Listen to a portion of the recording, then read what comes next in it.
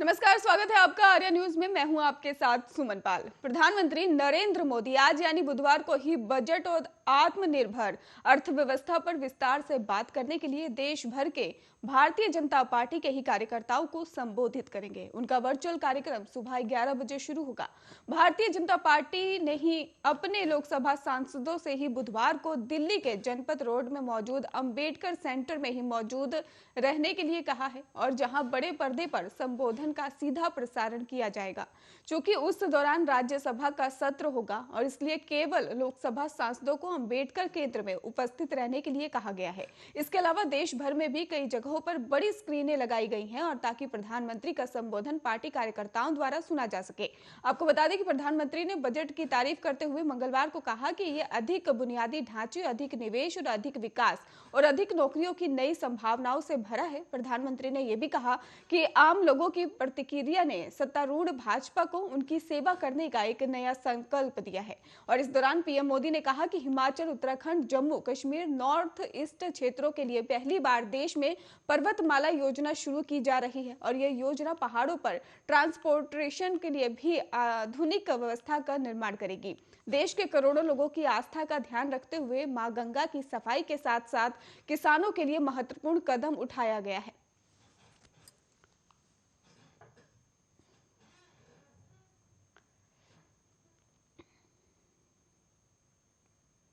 रुक करते हैं अगली खबर की ओर, जहां पर राष्ट्रपति के अभिभाषण के बाद से ही कल देश का बजट पेश किया गया और वित्त मंत्री निर्मला सीतारमण ने देश का बजट सदन के ही पलट ही रख दिया। और सूत्रों ने कहा है कि कांग्रेस नेता राहुल गांधी बुधवार को ही लोकसभा में राष्ट्रपति के अभिभाषण पर धन्यवाद प्रस्ताव पर बहस में अपना और अपनी पार्टी का पक्ष रखने वाले पहले स्पीकर होंगे।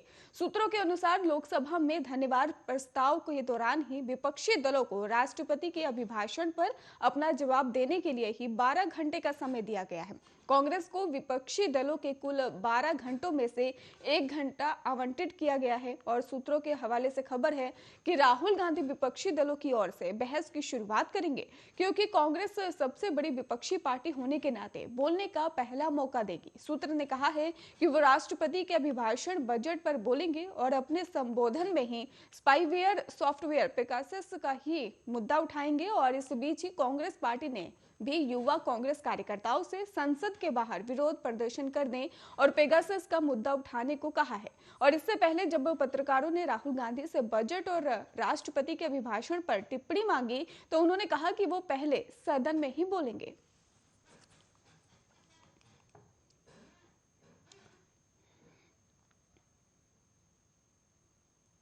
दुनिया में कोरोना संकट के बीच डब्ल्यूएचओ ने एक चिंता बढ़ाने वाली जानकारी दी है। डब्ल्यूएचओ ने कहा है कि ओमिक्रॉन का सब वेरिएंट BA.2 57 देशों में फैल चुका है और डब्ल्यूएचओ ने कहा कि जिस रफ्तार से ये बढ़ रहा है वो आने वाले दिनों में ही खतरनाक साबित हो सकता है। वहीं इन सब के बीच ही वैक्सीन को लेकर भी कहा जा रहा है कि बुधवार को अमेरिकी स्वास्थ्य एजेंसी FDA से 5 साल से कम उम्र के बच्चों को वैक्सीन लगाने की आपात मंजूरी मांगी है। विश्व स्वास्थ्य संगठन के ही प्रमुख ने मंगलवार को कहा कि 10 सप्ताह पहले ओमिक्रॉन वेरिएंट आने के बाद से ही दुनिया में कोरोना के लगभग 9 करोड़ मामले सामने आए हैं, जो कि पहले वर्ष 2020 की तुलना में अधिक है।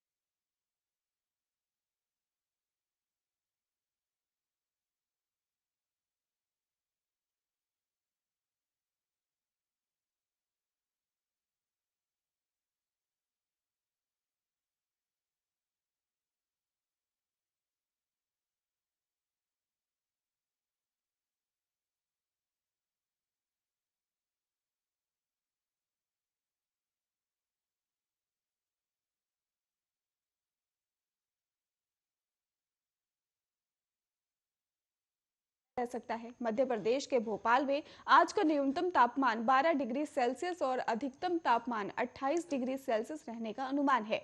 वहीं चंडीगढ़ में आज का मिनिमम टेम्परेचर 8 डिग्री सेल्सियस और मैक्सिमम टेम्परेचर 18 डिग्री सेल्सियस तक जा सकता है।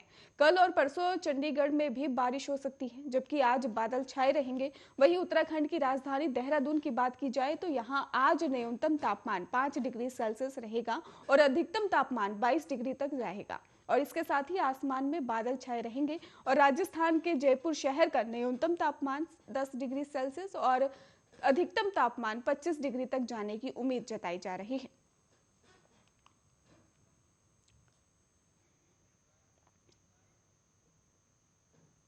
रक्षा और सैन्य तैयारियों का जायजा लेने के लिए ही थल सेना अध्यक्ष जनरल मनोज मुकुंद नरवणे सोमवार को ही जयपुर दौरे पर रहे और जनरल नरवणे ने ही सेना की दक्षिण पश्चिम कमान मुख्यालय में वरिष्ठ सैन्य अफसरों और कमांडर के साथ डिफेंस तैयारियों पर भी चर्चा की। उन्होंने कमान की ऑपरेशनल तैयारियों पर भी रिव्यू किया और थल सेना अध्यक्ष ने कमांडर्स के साथ ही चर्चा के दौरान उनके प्रोफेशनलिज्म के और हाई स्टैंडर्ड को लेकर ड्यूटी के संपर्क की तारीफ भी की है। और इसके साथ ही राजस्थान की सरहद का बड़ा हिस्सा पाकिस्तान से लगता है। पाकिस्तान और चीन की हर हरकत का जवाब देने के लिए भारतीय सेना पूरी तरह से तैयार है। और थल सेना अध्यक्ष रणवणे ने भी अपनी पत्नी के साथ आमेर महल की ही विजिट की है और इसके साथ ही आमेर महल विजिट के दौरान ही उन्होंने सिंहपोल दीवाने आम 27 कचहरी गणेश पोल और शीश महल मानसी महल और सुख निवास महल को भी गौर से देखा और महल को अद्भुत बताया।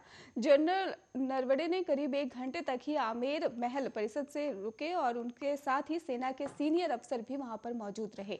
और इस दौरान ही आमेर महल के चारों तरफ विशेष सुरक्षा सुविधाएं भी थी। इसके साथ ही महल परिसर में ही सेना के जवान तैनात रहे और जबकि महल के आसपास ही काफी संख्या में पुलिस बल की तैनाती भी की गई थी।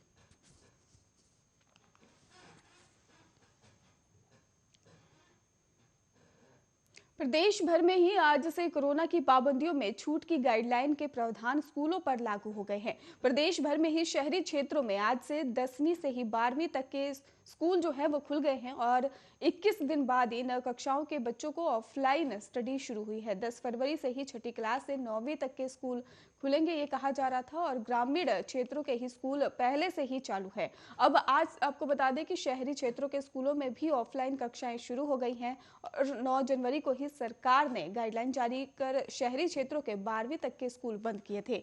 अब 21 दिन बाद फिर से ही ऑफलाइन क्लास जो है वो शुरू की जा रही है। और इसके साथ ही आपको बता दें कि ग्रामीण इलाकों में स्कूल पहले से ही चालू हैं।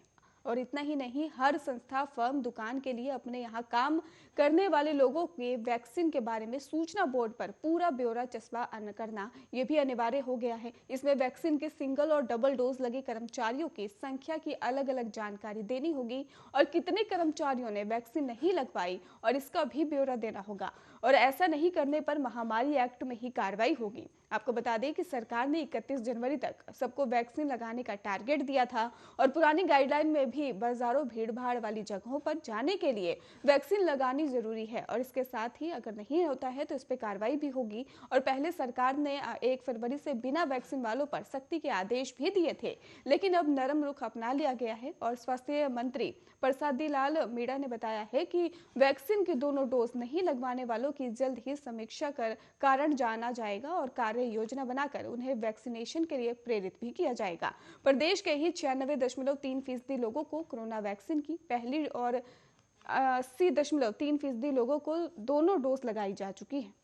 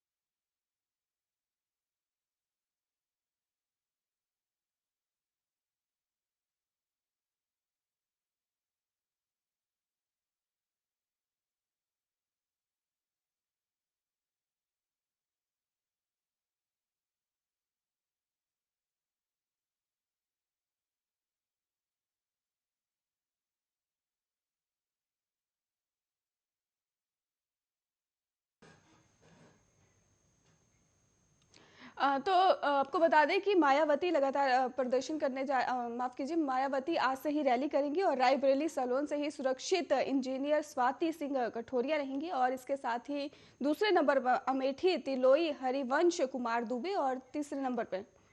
और आपको प्लेट के माध्यम से भी हम बताने की कोशिश करेंगे कि रायबरेली सलोन से ही इंजीनियर स्वाति सिंह कठोरिया और अमेठी तिलोई हरिवंश कुमार दुबे हैं और इसके साथ ही आपको बता दें कि तीसरे नंबर पर ही अमेठी जगदीशपुर सुरक्षित हैं और जितेंद्र कुमार सरोज हैं। इसके साथ ही अमेठी गौरीगंज रामबल खन शुक्ला हैं और इसके साथ ही आपको बता दें कि अमेठी से ही अमेठी रागिनी तिवारी।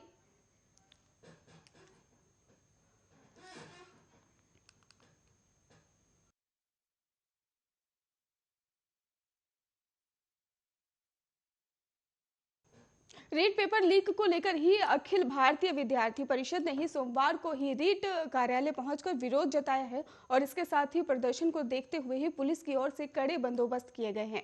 प्रदर्शन कर रहे कार्यकर्ताओं ने रीट परीक्षा रद्द कर जांच सीबीआई से ही करवाने की मांग की है। इसके बाद एएसपी को ही राज्यपाल के नाम ज्ञापन सौंपा और इसके साथ ही आपको बता दें कि वीपी के ही प्रदर्शन को देखते हुए सुबह से ही रीट कार्यालय में पुलिस जाब्ता तैयार कर दिया गया। यहां पर ही 2 आईपीएस 2 आरपीएस सहित ही 100 पुलिसकर्मी मुस्तैद रहे। सुबह जब जानकारी मिली तो ये बताया गया है कि पुलिस ने ही उनको बाहर ही रोक दिया था और इस दौरान ही पुलिस और कार्यकर्ताओं में झड़प भी हुई है। कार्यकर्ता हाथों में ही नारे लिखी हुई तख्तियां लेकर नारेबाजी कर रहे थे और उनकी मांग रही कि रीट में ही पेपर लीक कर भ्रष्टाचार किया गया। केवल बोर्ड अध्यक्ष को ही बर्खास्त, सचिव को ही निलंबन करना या फिर अन्य आरोपियों को गिरफ्तार करना पर्याप्त नहीं है और इसकी उच्च स्तरीय जांच होनी चाहिए क्योंकि इसमें बड़े ओहदे के ही अन्य लोग भी शामिल हैं और इस परीक्षा को रद्द कर जांच सीबीआई से करवानी चाहिए। प्रदर्शन में ही आशुराम टूकिया, विकास गोरा और लोग शामिल रहे और इससे पहले ही एसपी विकास शर्मा ने भी सुरक्षा व्यवस्थाओं का जायजा लिया।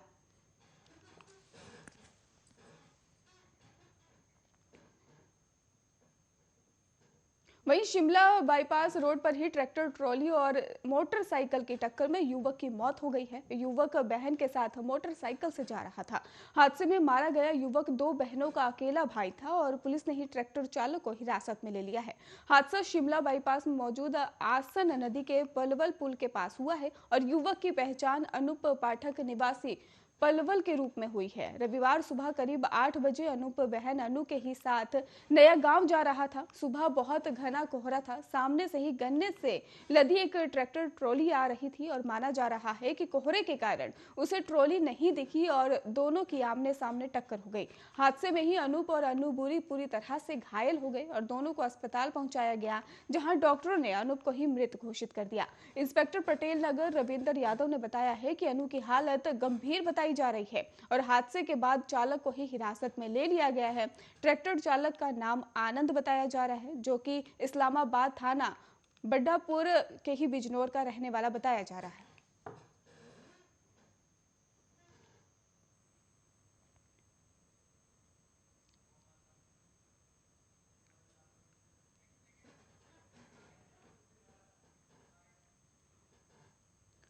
राजकीय जिला अस्पताल के ही कोरोनेशन विंग में ही डॉक्टर को लेकर भी मारपीट के आरोपियों की गिरफ्तार न होने पर ही सोमवार को डॉक्टर की बैठक बुलाई गई और बैठक में ही आपको बता दें कि इसको लेकर भी कोरोनेशन अस्पताल में ही ओपीडी कार्य बहिष्कार करने का फैसला किया गया। वहीं इस दौरान चेतावनी दी गई कि अगर सोमवार शाम तक ही आरोपियों की गिरफ्तारी नहीं हुई तो मंगलवार से ही जिले भर के सरकारी अस्पतालों में सेवाओं का बहिष्कार किया जाएगा। इसके बाद से ही पुलिस द्वारा जानकारी दी गई कि उक्त मामले में 2 आरोपियों को गिरफ्तार कर लिया गया है और इस पर ही आपको बता दें कि कोरोनेशन ओपीडी स्टाफ द्वारा ही किया जा रहा कार्य बहिष्कार वापस ले लिया गया है और अस्पताल के ही स्टाफ के वापस काम पर लौटने पर ही मरीजों और उनके तीमारदारों ने ही राहत की सांस ली है। वहीं राजकीय संयुक्त उप जिला चिकित्सालय श्रीनगर गढ़वाल में भी इस घटना के विरोध में ही आज काली पट्टी बांधकर ही शांतिपूर्वक विरोध प्रकट किया गया था और एक नशा मुक्ति केंद्र में ही भर्ती व्यक्ति की संदिग्ध हालत में ही मौत हो गई थी और केंद्र के संचालकों ने ही रात को इस व्यक्ति को कोरोनेशन अस्पताल में पहुंचाया था, जहां डॉक्टरों ने उसे मृत घोषित किया है और सूचना पाकर ही परिजन भी अस्पताल पहुंचे थे और परिजनों का आरोप था कि डॉक्टरों ने उनके मरीज को देखने में लापरवाही की और जिसके चलते उसकी मौत हुई है। इस बात को लेकर खूब हंगामा हुआ और इमरजेंसी में तैनात डॉक्टर वहां से मारपीट की गई थी और सूचना पर ही पुलिस भी वहां पर किसी तरह के बीच बचाव में मामला शांत कराया गया था।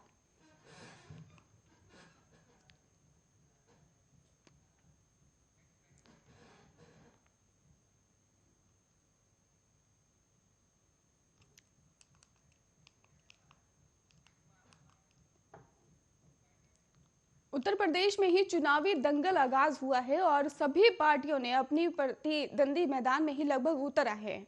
तो वहीं करहल सीट पर ही घमासान अभी भी शुरू हो गया है और जहां से ही अखिलेश यादव अपना दमखम दिखाएंगे और अखिलेश ने ही खिलाफ ही बीजेपी ने एसपी सिंह बघेल को ही उम्मीदवार बनाया है। इसी क्रम में ही कांग्रेस और बीएसपी भी काफी सक्रिय दिखाई दिए हैं। करहल सीट का समीकरण समझने के लिए देखिए ये खास रिपोर्ट।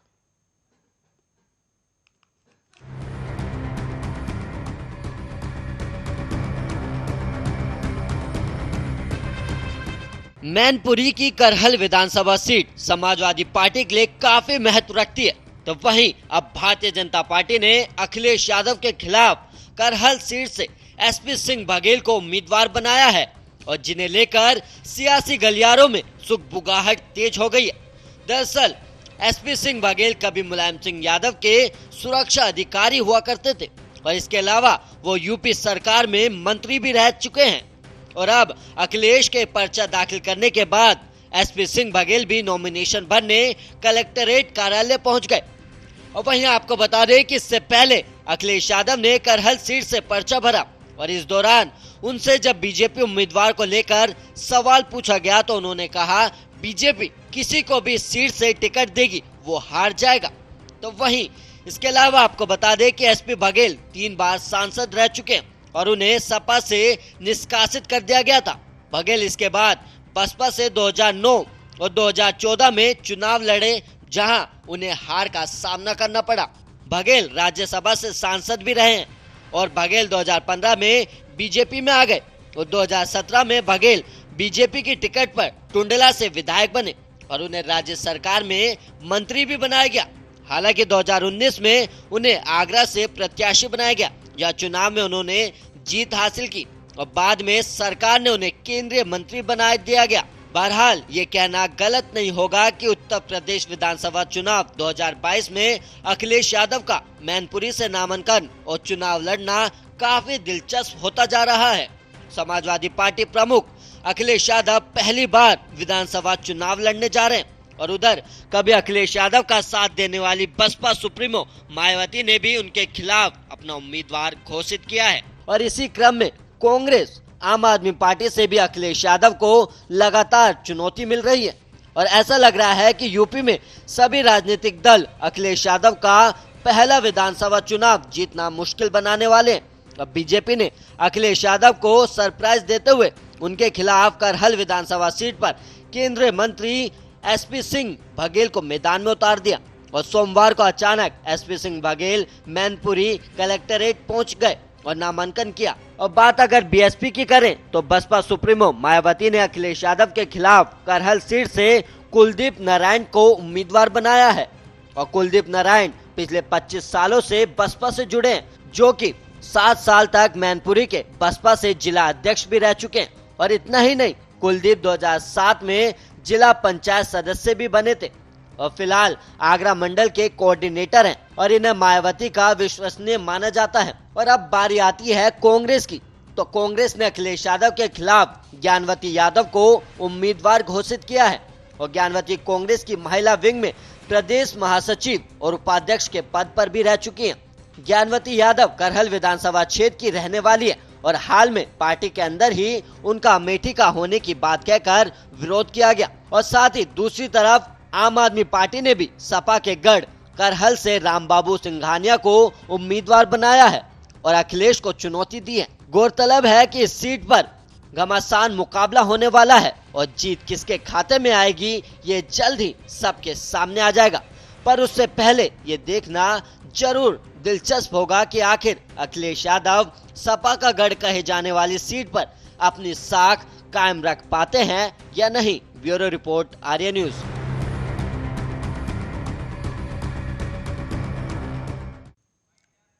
खबरों का सिलसिला लगातार जारी है, आप देखते रहिए आर्या न्यूज।